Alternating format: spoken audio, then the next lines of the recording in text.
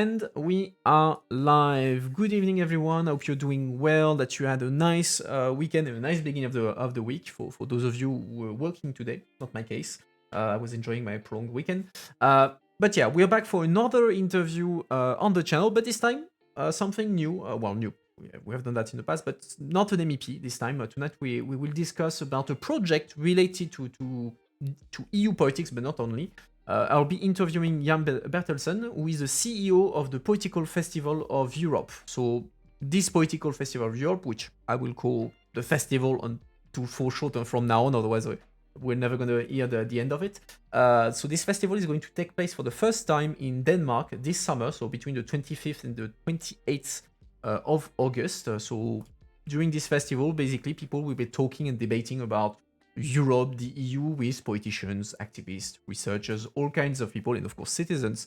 And so for the purpose of this interview, we'll discuss the festival in itself, but also what is the concept, because there is something quite specific. It's designed around the Nordic concept of folkemøde. I'm sure I'm butchering the Danish word, but I apologize for that. So it's a very specific kind of public meeting that the Nordics are having. So we will discuss about the concept. We'll try to understand what it takes to organize a festival in on itself, what are the objectives, and etc. etc. So before we start the conversation, as usual, I remind the house rules for anyone who would be new with us tonight. So our guest will be here for, let's say, an hour. We'll see it according to the conversation. And after 1 hour, Mr. Bertelsen will go and enjoy the rest of his evening, and you'll be stuck with me for not a few minutes after that to debrief a bit the interview with you, to have a look at the website of the festival, so that you can see a bit by yourself what it is about, and answer any additional questions that you may have on your side. As usual, I've prepared my own questions for Mr. Bertelsen, and you can, of course, react and suggest your own question via the chat during the interview. I will keep an eye on it, but as usual, feel free to participate, but do it without spamming and by staying civil. And given the purpose of the interview tonight, of course, the questions must be related to the festival in itself. That goes without saying. But yeah, for like I said, tonight we're not doing one of the regular interviews because I thought that it was interesting to talk about something that is still related to European politics, but that is more of a bottom-up process, something that was not designed in Brussels and that then member states must implement, something that was designed in Denmark from bottom up. So I thought it was an interesting project to talk about with you all tonight. So without further ado, let's dive into this. Good evening, Mr. Jan Bertelsen. Thank you again for coming over on the channel tonight and answer our questions. So you heard me do my little introduction to explain very briefly who you are and your functions and all that. Before we start the actual interview, is there anything you would like to add about yourself, about the festival, in very short, that I would have skipped during the introduction? No, I think you have done a very good introduction to the festival. Also that it is for the whole of Europe, but also that it is a local initiative that is sort of from the bottom up, where we're trying to get everyone to become part of the festival. And so before we talk about the festival in itself, to start with, let's talk a bit about you. What's your background? How did you come to work on a festival about European politics? Do you have a background in politics or in European politics? I moved to the UK about 26 years ago and did my studies there within fashion and interiors. I was then working for different chambers of commerce, amongst others the Danish UK Chamber of Commerce. Then I was the head of the Norwegian British Chamber. And then just before we left the UK, then I was helping out at the Canada UK Chamber of Commerce, which was very interesting to be on the inside, out on the edge of the EU, and then on the outside. So from different perspectives. And then while moving back, then an international job, and this one came up, which I thought was extremely interesting, which was sort of in line with some of the work that I had done on the international stage in London. And so why did you take the decision to become the CEO of the festival? What was the thing that appealed to you and said, oh, that I want to do that? That was part of like becoming a Brexit refugee. So we actually left the UK because of Brexit. And then being able to make or to take our really interesting and proud heritage from Denmark with the Folkemøder that you mentioned before. Sorry for butchering the word. No. That's totally okay. But these democratic festivals, we've had a really proud tradition, I think, since 1838. Continuously, and now there's a modern version of it in Bornholm, the little island south of Sweden that we have, and also we'll be present there in a couple of weeks' time. Okay, and so diving a bit into the festival in itself, can you explain us a bit, in a bit more detail, what is the Political Festival of Europe about? The festival itself was like homegrown in the local council. And then it was then taken up with a feasibility study, if it would be possible to do something like this in a small town. The tradition from Bornholm is also that it's really important that it's not, let's say, Copenhagen or any other big city where these kind of festivals drown, but it is a small town where it's possible to come and literally rub shoulders with your politicians, hold them to account, have a beer. And this is what we're trying to do here as well. We call it peopleizing, where we actually go in and make the distance between the citizens and the politicians, whether they are local, regional, national, or international, like in this case also for the EU, that you can come and meet your MEPs and interact with them during debates. So the fact that it's taking place not in Copenhagen was a very conscious decision, because there was a decision from the get-go to not go into big cities. You wanted to go more in the smaller cities of Denmark? Yes, exactly. And this one is in the northern part of Jutland, in a tiny town called Mariager. There's about 2,600 inhabitants. So it is quite small, but it is very picturesque. Like the equivalent of the Danish one on Bornholm. But again, just the picturesque background, also setting the stage for debates, and also thinking a little bit further and also bigger thoughts that can then be tested on local citizens of Europe as well in general. And so we mentioned that already. The festival is a bit of a bottom-up initiative. That's not something that came from Brussels or from the Danish government. So can you tell us a bit the story of the festival? Why this local council decided to come up with the idea of the political festival, and how did they proceed to then have it become a reality?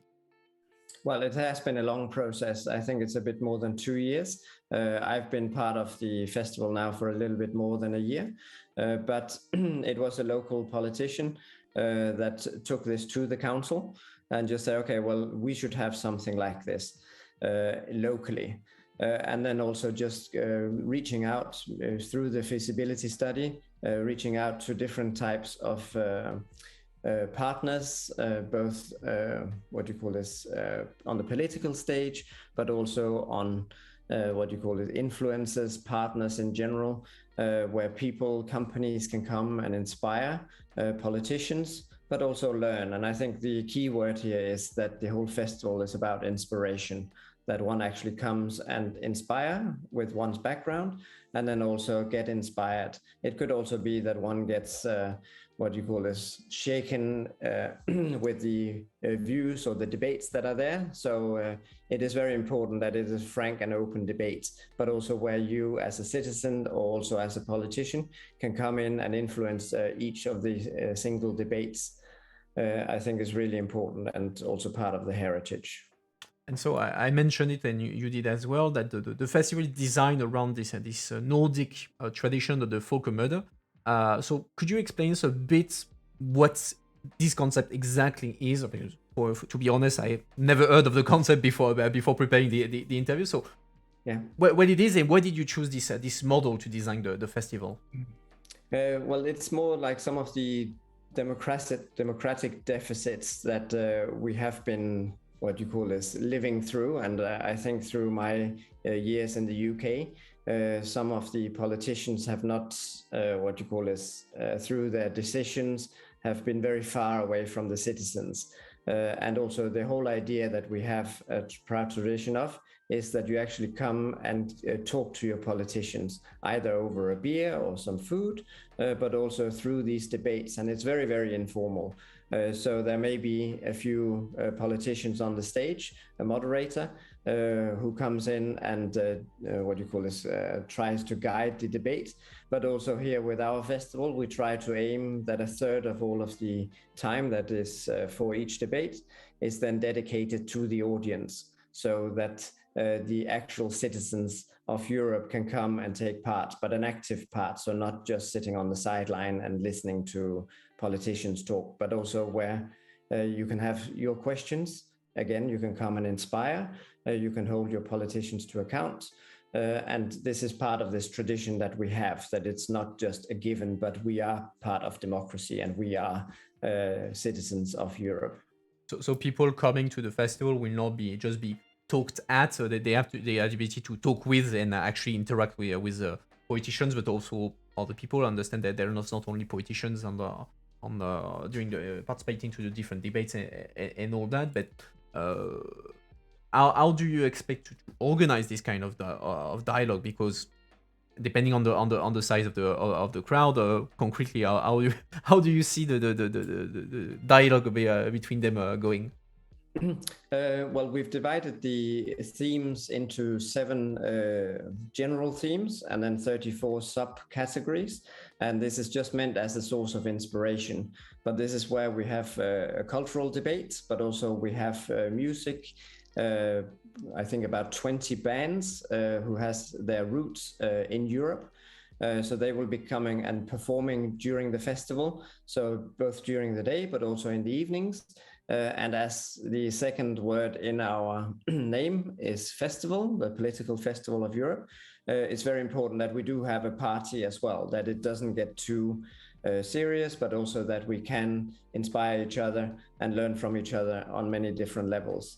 But then also on the other side, we're talking about climate, also technology, and then also very topical right now that we couldn't have foreseen with foreign policy. With all that entails, and then part of that neighboring, what do you call this? Neighborhood policy. Yeah, it's the democracy, where we also have trade and health. All debates that are sort of like, we categorize them, and we, as a festival, we go in and organize about 60 or 70 debates ourselves. But the whole idea here is that any organization can come and join. They can set up their own tent. They can do their own debates and then come into the official program. So this is where we invite organizations, also politicians. We have quite a number of MEPs who have signed up, as well as local politicians. And we've reached out to 695 ministers in Europe.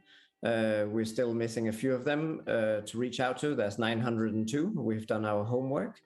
But again, it just shows a little bit about the scale, that we're actually taking it very seriously. And so is the council as a host, that we reach out and also make it a true European gathering. So we have quite a number of ministers as well that we're in dialogue with to see how we can secure them in the programs.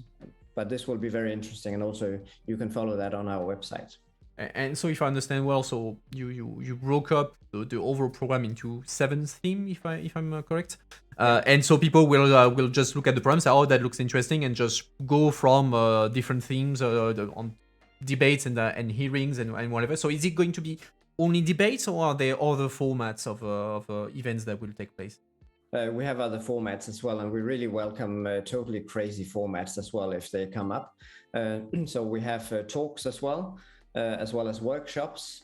where you can come in and say, okay, we would like to do, let's say, a debate, but where you really engage the audience, either to write to your politicians or to reach out to a certain politician. Both the Commission and also the Parliament have announced their attendance.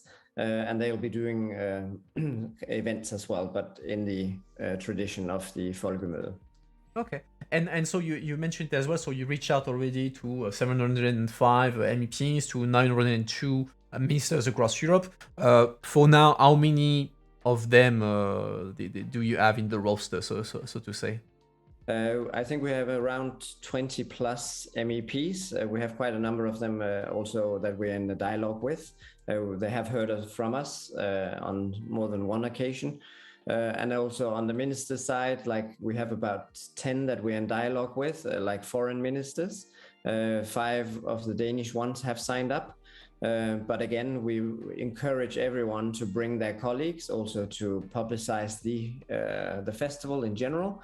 Bring your friends. We have all sorts of accommodation as well that is very easy, right from being for free to different levels. It could be camping as well. We have one MEP who was just like, I need to take my team with me and bring them camping with me. So I thought that was really proactive and just say, okay, very in the spirit of our peopleization of the festival.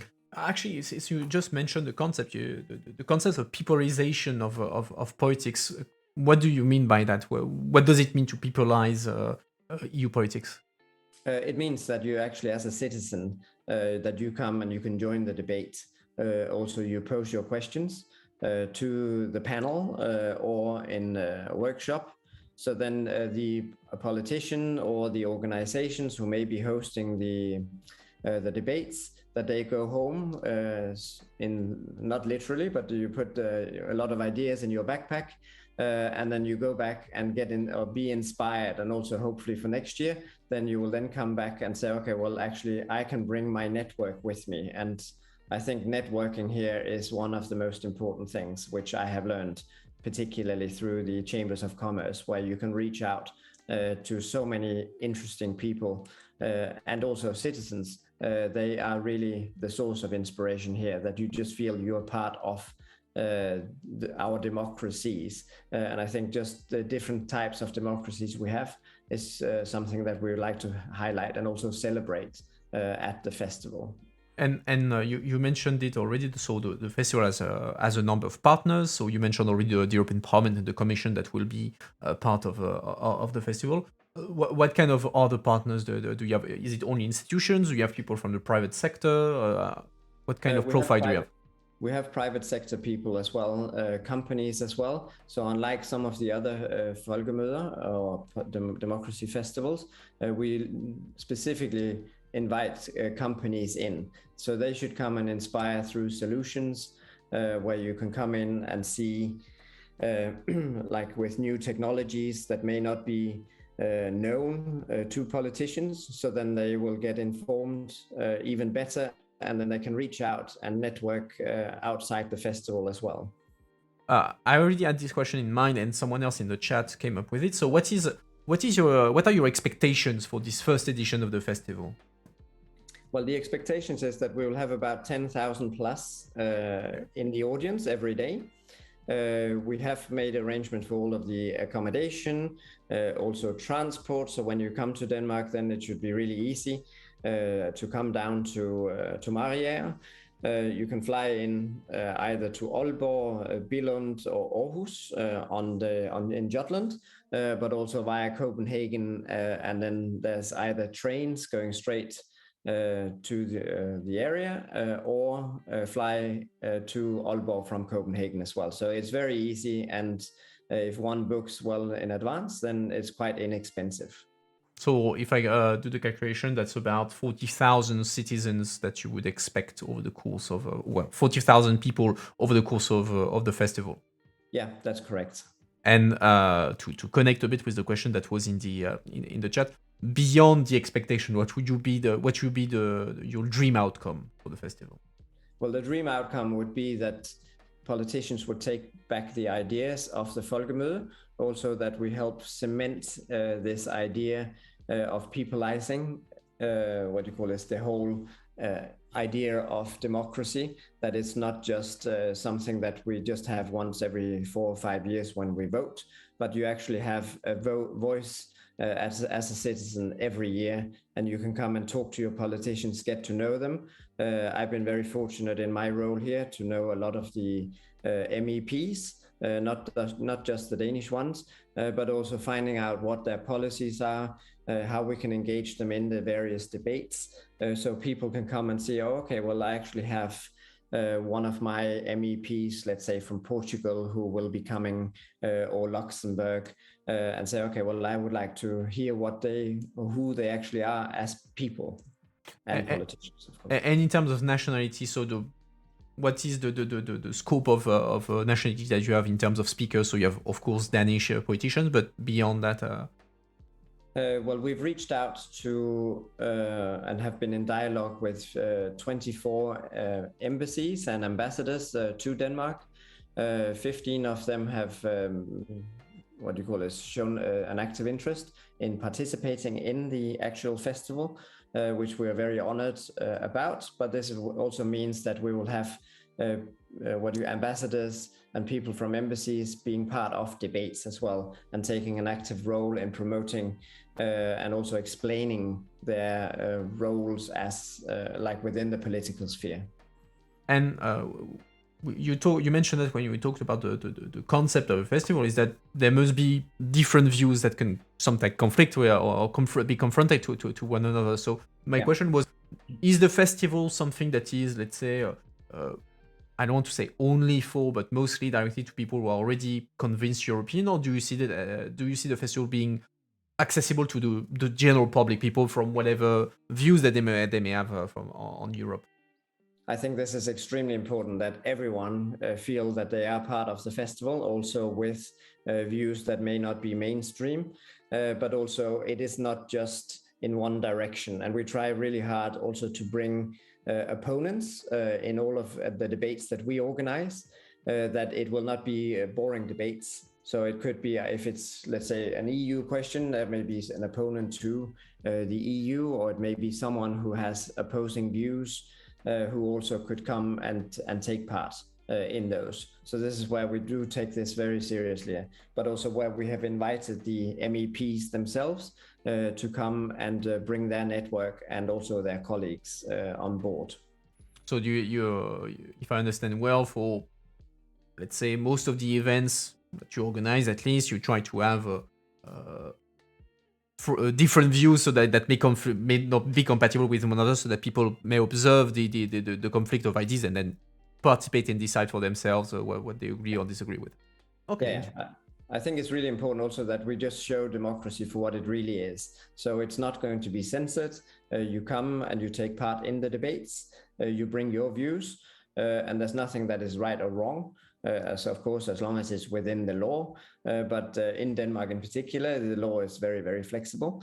And we do try and bring some debates into the sphere, but also where people can take some inspiration home with them afterwards. And that could be anything from, let's say, digitalization for cybersecurity. It could be within climate, with, let's say, for example, the initiatives around the North Sea.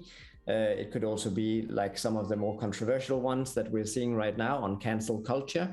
So it doesn't just have to be too narrow and too specific. We try to go wider, and this is also where the audience can come in and say, okay, well, I actually have an opinion about this, and ask the panel a question.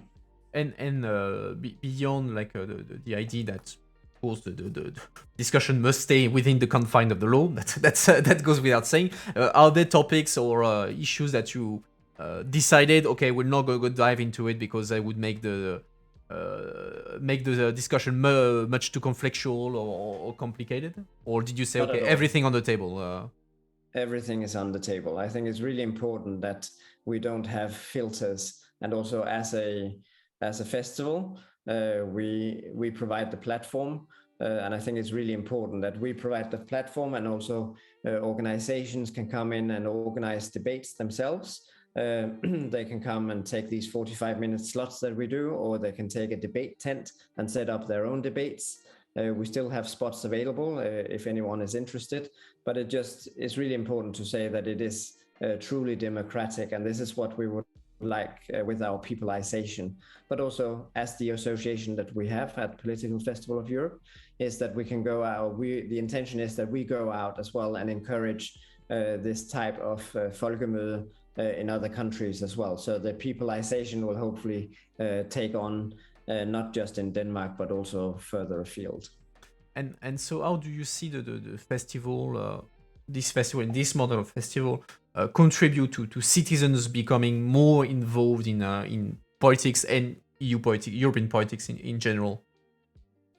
Well, I think it's when you have direct access that is not filtered for anyone who would like to have a certain opinion about certain things, but also for the politicians. We have the Danish and the Norwegian and the Swedish and other models as well, where you come in and then you actually take an active part in the debate without any filters. You just sit there, and also in case you find the debate really boring, you just walk on to the next one and then enjoy yourself as well at the festival. So let's talk now a bit about the logistics of such a festival. So what are the challenges that you face for organizing such a festival? Because especially given that you are doing that in a town of 2,000 inhabitants, and you expect 40,000 people to come. So what are the challenges that you face as a CEO to organize this? Well, there's a lot. So, for example, with volunteers, we have engaged with the local residents quite a lot. We have 250 volunteers who've signed up already to welcome fellow citizens of Europe to come into their town. Also, they're really embracing the whole concept, both in terms of offering accommodation in their own homes. Also, some of the politicians are reaching out to us in terms of holding debates in people's living rooms. We have a few of those as well. We're thinking outside the box. And I think, especially with my creative background, then it's important that the ideas can fly, and then they don't get hit by reality too soon, because sometimes there are a lot of really interesting angles that one should let fly a little bit. And one of those is also through with the kids. So we actually do the children's folkemøde as well.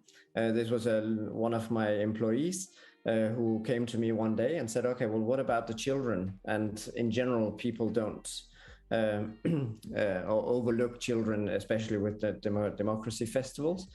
So we're actually taking this on together with the local school.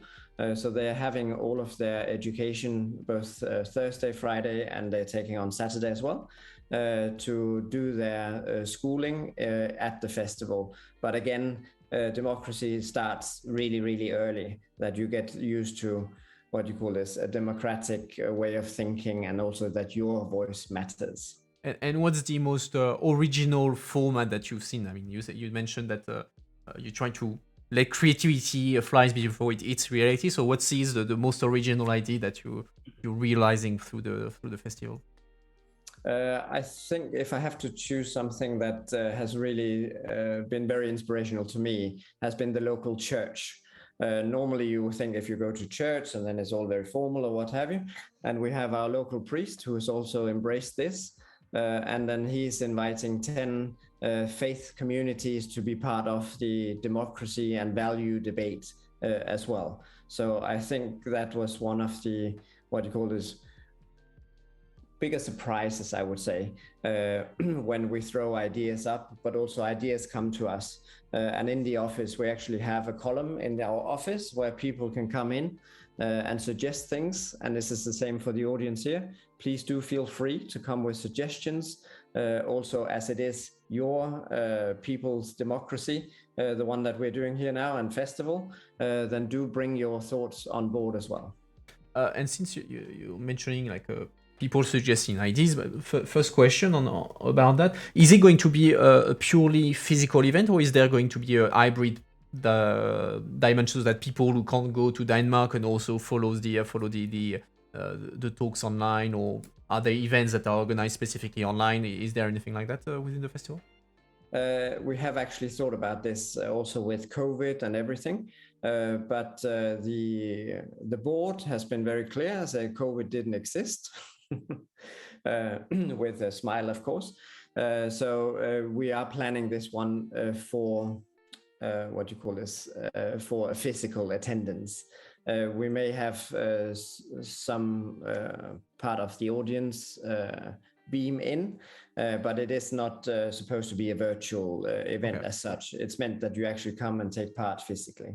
Okay, interesting.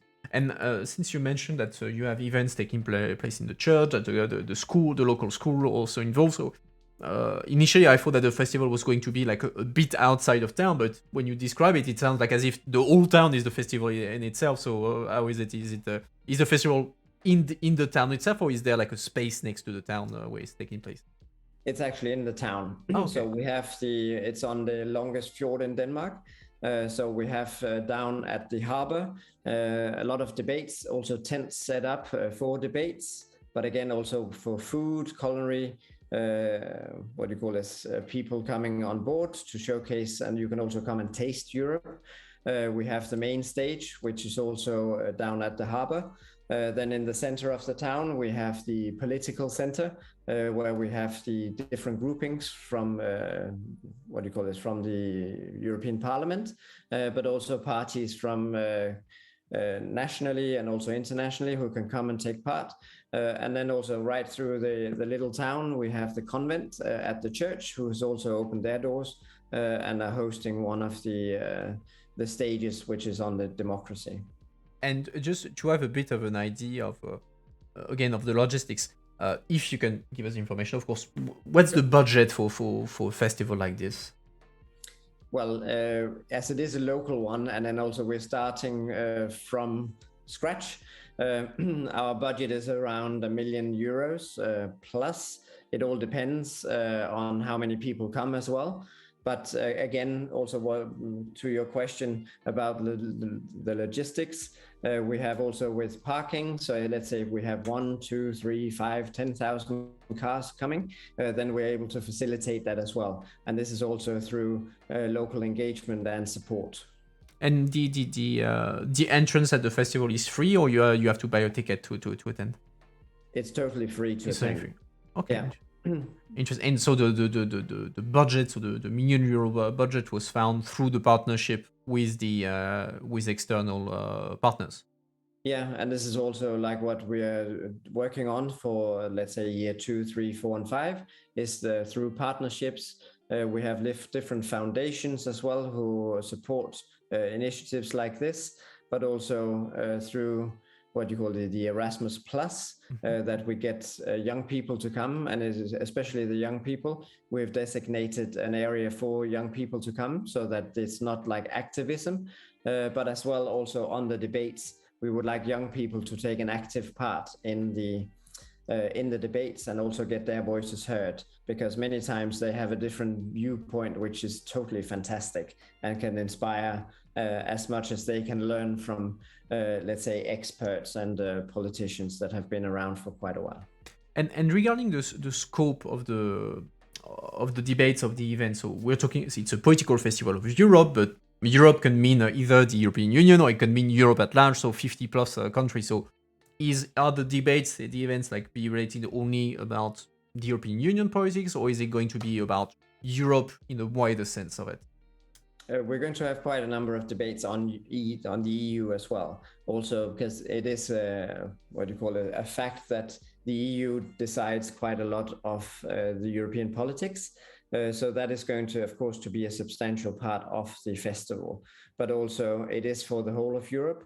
We can see also the uptake, especially from the East European countries, have been quite significant. And then this is also with accession to the EU. But again, there are also lots of topics that has nothing to do with the EU, but let's say on climate. And then, of course, it could be anyone from Europe. It could be anything from, let's say, Iceland, who has a policy on energy, but also, for example, the new initiative in the North Sea, that could be of interest, but that is an EU one. But then again, we could have someone from Turkey who would like to come and talk about geopolitics. Anything is possible, and this is where also the debate is open. So let's say if you are an organization or represent an organization, you can come and set your agenda on the debates and on the stages that we have. And on the definition of Europe at large, did you include anything? Does it include, to be blunt, does it include Ukraine and Russia, or or didn't go as far as Russia to when it comes to Europe? We have actually. So I would say right from Iceland to Russia, down to Turkey and to Portugal, anything within that frame. We have decided not to invite Belarus and Russia from the official side, but NGOs and opposition from those countries are of course also welcome to come and join. But I think it's really important to say that it is all 50 countries that can take part, but also it is also their what do you call it, their festival that we would like to invite to and also provide the platform for. So it's the first year that the festival is taking place. If I understand well, the process started a couple of years ago, so that's been a long time coming. And I imagine that you should, and let's touch wood and everything. Let's hope that the festival is going to be a big success. Do you want to make the festival something that will happen every year, or every 2 years, every 5 years? Or what's the timeline that you would see for the festival in the future? Well, it would be great if we could do it every year, and this is, of course, the intention from our side. It depends a bit on the facts, like how it pans out. But this is where also I'm very grateful for the opportunity to come to talk to you and also your listeners here, that we can help spread the word in terms of participating in a festival like this, as it is very unique because there is no such festival with exactly this type of scope as we have here. And assuming that the festival is a success and that you are able to do it next year as well, what are the things that you thought of already, but you say, okay, for the first year maybe that's a bit too ambitious, or we don't have time to organize it? What are the novelty that you would like to add to a potential second edition of the festival? Well, I think the novelty is going to be part of this participants, so that we expand. We have actually really put a lot of effort into matching our ambitions with the framework of the festival, so that we can actually start expanding the number of debates, and also that it's not just confined to the 7 topics or the 34 subtopics, but it's up to people, organizations themselves to come and inspire and also bring and make the festival going forward. And of course, it will depend a bit of what citizens themselves bring to the discussion, because it's a bit of a back and forth exercise, and it's not only the festival that says, okay, this is going to be the program, this is going to be the thing, and how are you going to let's say digest the feedback of citizens? Because I mean, if you get 40,000 people who come up, I'm not saying that 40,000 people will each make suggestions, but how are you going to process this huge amount of feedback that you will get from people? Well, we have a system put in place where we get the feedback. Also, that we take everyone who gives the feedback should come with their emails and phone numbers, so we can call up for clarification. But also we find many times people who come with their suggestions also come with their solutions in terms of their network, their areas of interest, and then they can bring those on board, as well as taking part in the actual debates themselves. And going back to the activities, because I just thought of it, you mentioned that of course we will have the talks, the hearings, the debates, and all that. So say more political events, but you also mentioned there's going to be concerts, there's going to be food and all that. So what is the let's say the share in the program? Is it 50% political event, 50% fun events that you would find at a festival? Is it 40-60? What's the breakup? No, I think it's really important to say that the main focus is the political side. And if I can do 100% there and do 20% on the social side, then I think that is what you call this the framework. But it is a total focus on politics, ideas, where's Europe going, what is their future, let's say, for institutions, do they need to be broken up, are they solidifying, all of these kinds of questions. But again, on the side, and answering your question, there is an element of what you call fun, and also that people can come and enjoy, because it's not everyone who's just like hardcore interested in politics. So this is where we would like to cater for everyone. So come with your children, your families. We're also setting out on our website very shortly, where people can come and experience not just the area, but also parts of Denmark, where you can, let's say, go to Legoland and experience the beauty of the area up here. So I think it's really important to say that it's going to be a healthy mix, but also where mommy or daddy can go in and take part in a debate, and then say, okay, now I've had enough, so now I'd like to try some interesting food, let's say from Albania or from France or wherever it may be. Okay. And you just mentioned there's going to be discussion about the future of Europe, where Europe is going. So when we're talking about the European Union, have you been involved a bit in, or following the conference on the future of Europe? So this big consultation exercise that's been organized by Brussels to involve citizens to try to get them to debate about the future of Europe. Is that something that you followed for the purpose of preparing the festival, to try to take out good ideas or things not to do for the festival? Or is it something that you stayed away from, or not? Of course, we also took inspiration in the conference, but I think also what we learned here as well, like you may have an idea of how things should work, and then you find out slowly that those ideas may be totally wrong.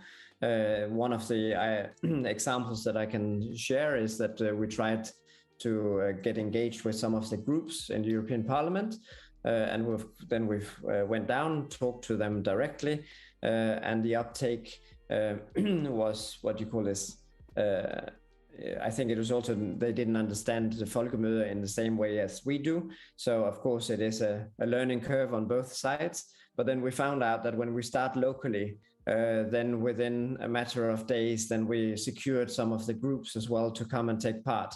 So I think, again, it's important not to force anything on anyone, but that we just throw the ball up, and then someone catches it and who can see the idea. I can also share that a number of the ambassadors that we have on board are very, very taken by the concept of a Folkemøde. And then also that hopefully over time that we can help take a similar festival to their native countries as well. That was actually my next question. So do you see like the festival ideally like branching out? So you would see a political festival of Europe pop up in France, in Germany, in Greece, and wherever in Europe? Is that the one of the objectives of the festival as well? It is, yes. So we'll have the mothership in Marière every year, hopefully. And then in turn, then we may have, as you rightly say, we may have it in Greece. We may have it in Sofia or outside of Sofia. We may have it in Iceland. We may have it in different countries where there is an uptake. And also we are setting out what you call is the framework of a festival like this that can then be taken either on the road, or the concept can then be shared with someone who would like to take the initiative locally. And have you already like received like interest for some from some country organization that say, oh well, that could be interesting to do something in our country, or not yet? We have had from the ambassadors who really like the idea of this, so then they have shown an interest. But of course, also if they are new or existing ambassadors, they would like to see how it works completely, of course. Yeah, exactly. So, but this is where we're inviting them as well, and we're very happy to say that quite a number of very significant ambassadors are also coming to take part in the festival itself, also as part of debates. All right, so I'm just having a look quickly at the chat in case there are questions that I can cover. I don't see anything at the moment. Don't hesitate to suggest your question, chat. It's there for that. But otherwise, looking at my own question, I think we pretty much covered the main topics I wanted to discuss and beyond. Like that was really interesting. If you had to convince, let's say, very shortly the audience or whoever would watch the replay of the stream to follow and to join the festival, how would you do that? What's your pitch? My pitch is that you need to come and help shape Europe. It's yours, it's your future. And also you can be part of the debate here and get your influence and your voice heard directly without any filters for the people who actually decide your future. But again, also be inspired and come and inspire other people. I think it's really important. Yeah, in any like you mentioned, you already have a lot of interest from politicians from all around Europe and also institutions, companies, and all that. It's still a work in progress because you still have a couple of months before the festival actually take place. So when do you see the final program being like, let's say, stopped and say, okay, this is going to be the program. We're not adding any more things or any more guests? Well, that's possibly going to be what you call is sometime in July or possibly early August. But from next week, we start publicizing a lot more about the debates that we are organizing ourselves. Also, as our partners come with their content, their debates in their tents and stages, then the program is going to expand quite a lot. So I just encourage everyone, go and have a look at the program, have a look at who's coming. We try and put up quite a number of profiles of the ones who have said they would like to take part. It could also be that some of your audience here would like to reach out to some of the politicians and possibly set up their own debates. Then do feel free to reach out to me and my team via the website. Then you're more than welcome to come and take part. All right. Well, on this, I will thank you very much, Jan Bertelsen, for answering our questions about the Political Festival of Europe. Chat, make sure to thank him for his time. You can have a look at, follow the activity of the festival on Twitter. You have the at below his video feed, and I will take you just after that to the website of the festival so that we can browse a bit and have a look by ourselves about the organization and what we will be able to find at the festival. Myself, I'm trying to see if I am able to come to the festival at some point during it. That would be well, I will let you know in any case if I can make it to the festival. I'm sure that would be great, especially since I've never been to Denmark, so that would be a nice occasion to go as well. Perfect. You're more than welcome. All right, perfect. Well, Mr. Bertelsen, thank you again for your time. I hope you enjoyed the interview, and I wish you a very good evening, and I hope to see you soon in Denmark during the festival, if possible. Chat, stay with me. We're gonna start the debriefing. Have a good evening, Mr. Bertelsen. Thank you to you too, and thank you very much for the opportunity. You're welcome. Bye. Bye. All right, guys. Let's start the debriefing. Tell me what you thought about it. Let me just pull aside my thing. I will show you the website, and we're going to browse through it together. So let's just expand it a bit. That way you can see a bit more. Okay, so that's the website of the festival. I'm gonna post it in the chat right now. Bim bam boom. Let me close my thing there. That's fine. All right. So, what do we have? First thing that for me was always a bit blurry. That was a bit clearer. Is the old. I'm gonna try to pronounce the word again. The Folk murder. I'm butchering that. Icarus is going to kill me. Sounds amazing. Sadly, you're at the wedding in Germany and Austria at the same time. Well, bring the wedding to Denmark. Come on. Plus, I mean, at the same time, you're gonna have two different weddings within 4 days. That's an ambitious timeline, but it was like, But yeah, so about this political festival Europe, yearly democratic festival. So yeah, missions. Courage. We dare to discuss the future of Europe. Which I mean, if they go just like he mentioned that every topic is on the table and nothing is forbidden except what is forbidden by the law. That's indeed going to be quite interesting debates and potentially difficult debate potentially. But there's going to be what's interesting about it. The peopleization. Okay, so spread insight local. Okay, that's fine. Accessibility, anchoring. I'm trying to find the aspire to become the political Olympic Games. I like the concept, I have to say. I like the concept of the political Olympic Games. Ah, okay, the Nordic concept of folkemøde. Okay, oh, wow, that's a big thing. Nordic traditions. What is a folkemøde? Danish tradition of folkemøde means it dates back from 1839, so almost 200 years. Shit. It's a political event that gathers people with different political views and position in the interest of democracy.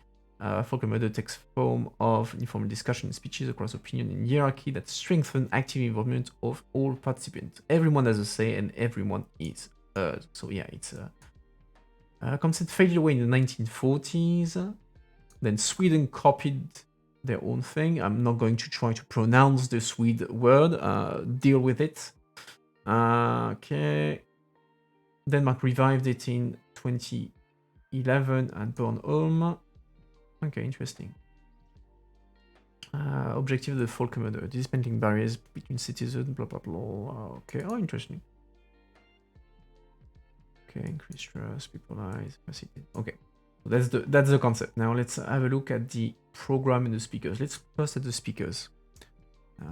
Let me switch back to that. There we go. All right, who are the speakers? So we have MEPs. We have Rasmus Andresen, okay, German. Okay, so they have people from a bit all around Germany, Denmark, Portugal, Denmark, Italy, Netherlands, Denmark, Luxembourg, Denmark. I mean, who did we have on the channel? We saw a few. Brando Benifei we had on the channel last year. Daniel Freund we had on the channel. Mohamed Shahim we had on the channel. Margaret Hauken we had on the channel. So quite a few people that came already on the channel. So how many is it? 8, 12, 15 confirmed, I imagine, at the moment. So he said he was in talk with a bunch more. So I expect that the program will get even bigger. Sorry, I need to close my thing. I don't know how to get back to it. Oh, well, do this. Anyway, then we have ministers. So 3 ministers from Denmark. Macron got no invites, sad. Oh, I'm sure that Macron got an invite, the government got an invite, but I mean, to be fair, depend August, so the legislative election will be passed, so there will be the new government that is definitely in place. So maybe the European, the Minister of European Affairs, Clément Beaune, maybe. That will be interesting to have some French ministers. No ECR. I don't see any ECR at the moment in the roster. I see Greens, EPP, Greens, Renew Europe, SND, Renew, SND, Greens, SND. No, I don't see any ECR for the moment, but I don't. Maybe they are in discussion with people from the ECR, especially since they said that they were trying to get people from who were not necessarily agreeing with everything or agreeing on the direction of Europe. So that we'll see as it goes on, because of course you mentioned that so it's mostly a liberal progressive conference. Well, let's wait because again, the program is far from being over. It's only the guest at the moment, so we'll see. I mean, it's let's not be unfair in any potential criticism. Let's see what are the guests at the end. And again, in their defense, he did mention that they invited everyone. He said that he sent the invitation to the 705 MEPs, so including DCR, including ID, etc. So then, if the MEPs themselves do not want to come, you can't exactly blame them. They made the effort to try to reach out to them to convince them to join. So that would be a bit unfair to accuse them of doing it a liberal progressive conference, as you say. So let's be fair in our criticism.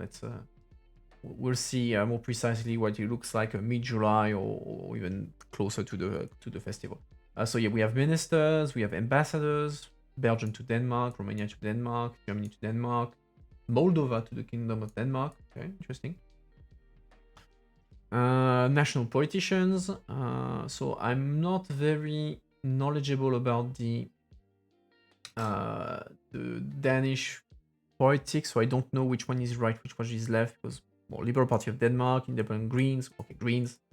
The New Right, I have no idea where it is on the political spectrum. We have a national politician from Italy, socialist. Business and NGOs. Okay, that looks like mostly we have people from Kosovo. Okay, so he's what? Institutional representative, so he comes from the government of Kosovo. Okay, interesting.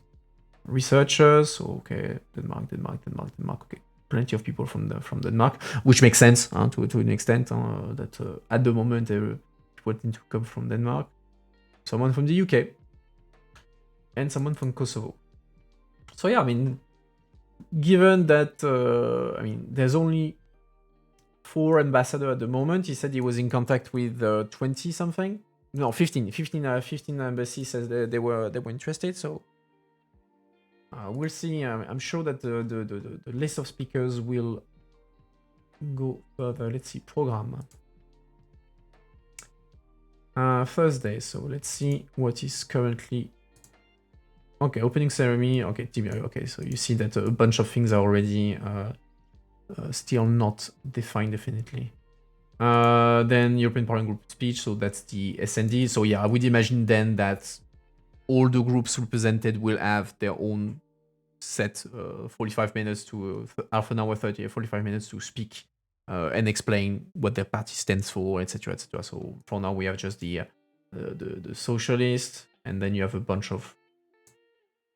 Okay, you can see everything is to be determined. I imagine it's the same for Friday. Okay, debate about climate. Okay, so you see it's for now it's very much bare bone. Okay, we have the Greens then. Debate importance for union equality. Okay, so I'm going to go through the other days, but EPP. So if they do one political group per day, at the moment that could indicate indeed that no ECR is joining, because if they do SND, Greens, EPP, and imagine the last one will be Renew, then that could mean that there is no.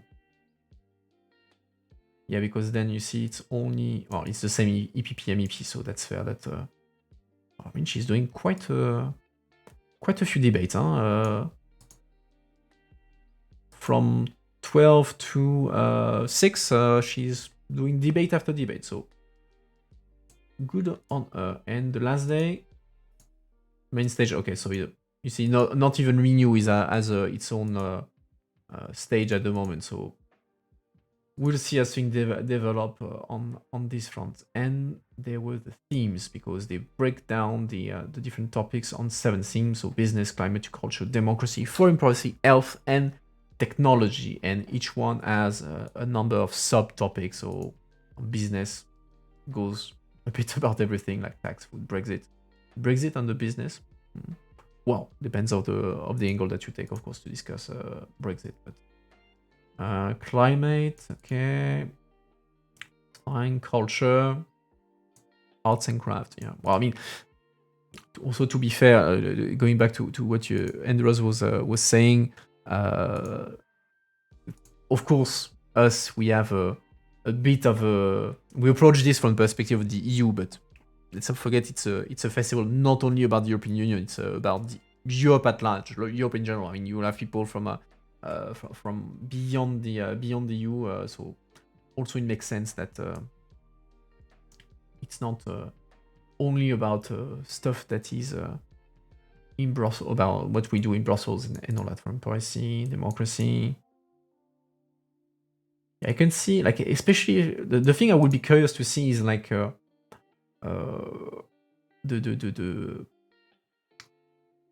debates and all that. Really, how far will the discussions between opposing views will you go? That could make for a very interesting to a very scary debate.